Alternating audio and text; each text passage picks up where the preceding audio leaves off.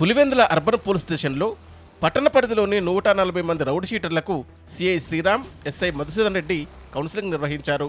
Rowdy షీటర్లు తమ ప్రవర్తనను మార్చుకోవాలని, చట్టవిరుద్ధ పనులకు పాల్పడితే కఠిన చర్యలు తప్పవని సిఐ హెచ్చరించారు. లాఠీ, బెల్ట్ లేదా గన్ ఉపయోగించే పరిస్థితిని తమకు కల్పించవద్దని ఆయన వారికి హితవు పలికారు.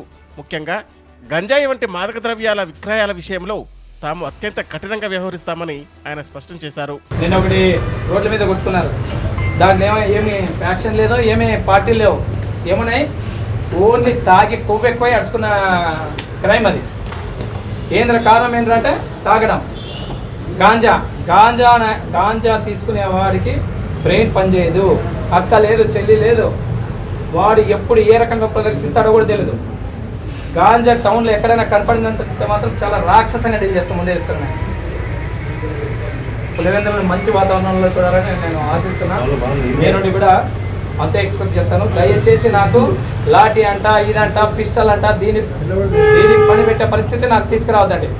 మీరు చేసే నేర తీవ్రతను బట్టి లాఠీ ఉపయోగించాలన్నా, లేకపోతే బెల్ట్ ఉపయోగించాలన్నా, లేకపోతే పిస్టల్ ఉపయోగించాలన్నా అనేది మీరు ప్రవర్తించే తీరును బట్టి నాది ఉంటుంది. దయచేసి మంచి వాతావరణంలో బతుకుదాం.